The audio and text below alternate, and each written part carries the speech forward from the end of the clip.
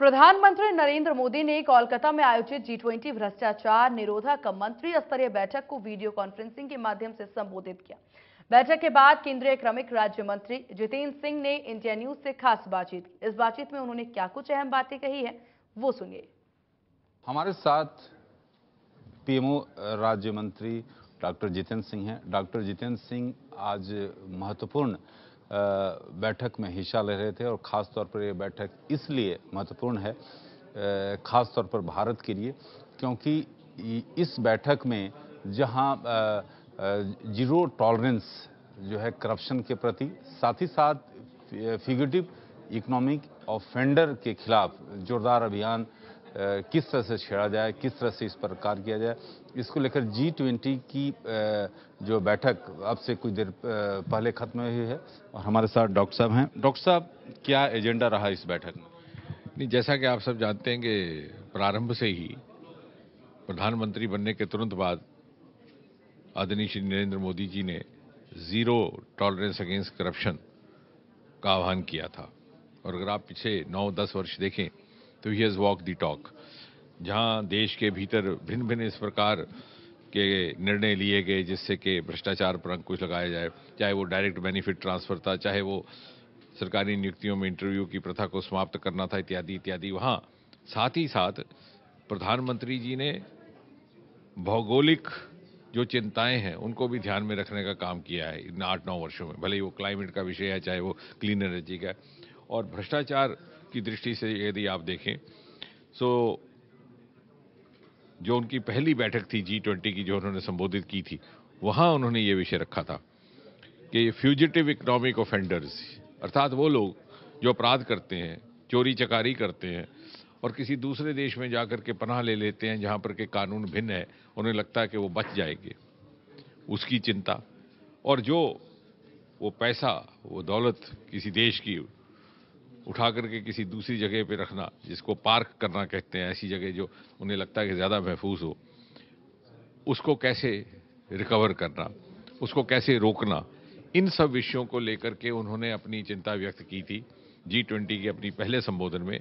और उसके उपरांत, जैसे कि प्रधानमंत्री जी की शैली है कि वो जो भी अभियान, जो भी कार्य शुरू करते हैं उसे मंजिल मखसूस तक पहुंचाते हैं, उन्होंने सन 2018 में G20 की बैठक में 9 बिंदुओं पर आधारित एक एजेंडा भी रखा इस विषय से निपटने के लिए।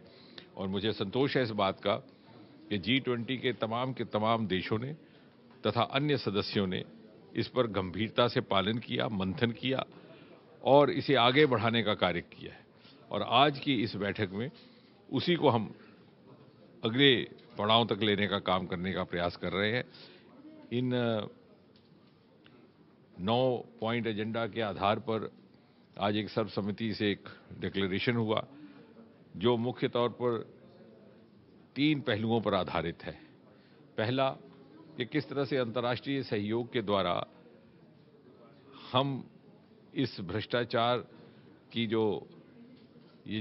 जिस प्रकार की अंतर्राष्ट्रीय स्तर पर जो भ्रष्टाचार हो रहा है उसको कैसे रोक सकें, उस पर अंकुश लगा सके, उसके लिए किस प्रकार हम सूचनाओं का आदान प्रदान कर सके। इंफॉर्मेशन कम्युनिकेशन थ्रू टेक्नोलॉजी या इंफॉर्मेशन टेक्नोलॉजी कम्युनिकेशन जिसे कहते हैं, उसका भरपूर और पर्याप्त उपयोग कर सके। दूसरा, कि किस प्रकार से एसेट रिकवरी मैकेनिज्म को सुदृढ़ किया जा सके। जैसे मैंने कहा कि एक जगह से पैसा लेकर के दूसरी जगह रखना, अपराधी ये सोच करके यहाँ शायद कानून के हाथ ना पहुंच पाएं क्योंकि उस देश का कानून कुछ भिन्न है, तो किस प्रकार एक समान एक हमारी व्यवस्था हो। और तीसरा, कि जो हमारी पब्लिक बॉडीज हैं, जो हमारी अदारे हैं, जो हमारी संस्थाएं हैं भिन्न भिन्न देशों में अलग अलग भ्रष्टाचार के विरुद्ध कार्रवाई करने वाले, वो किस प्रकार से आपस में एक समन्वय बनाए और किस प्रकार उनका सशक्तिकरण किया जा सके कि वो प्रभावी तौर पर भ्रष्टाचार की रोकथाम कर सके।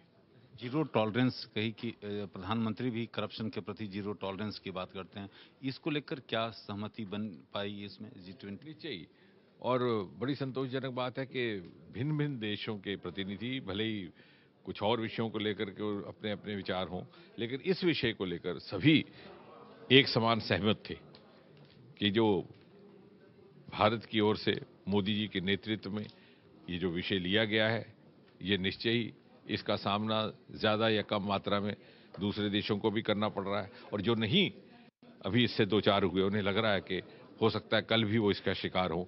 इसलिए इसके खिलाफ एक संयुक्त कार्रवाई करने के लिए वो सब सहमत थे।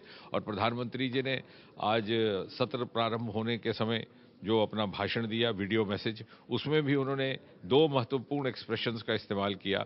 एक तो कहा जॉइंट फाइट और दूसरा कहा कलेक्टिव एफर्ट। और मुझे ये कहते हुए संतोष भी है और विश्वास भी है कि सभी देश इसी में इस जॉइंट फाइट और कलेक्टिव एफर्ट को मंत्र को आगे बढ़ाने के लिए प्रतिबद्ध है। धन्यवाद। Rakesh Kumar Singh, India News, Kolkata, West Bengal.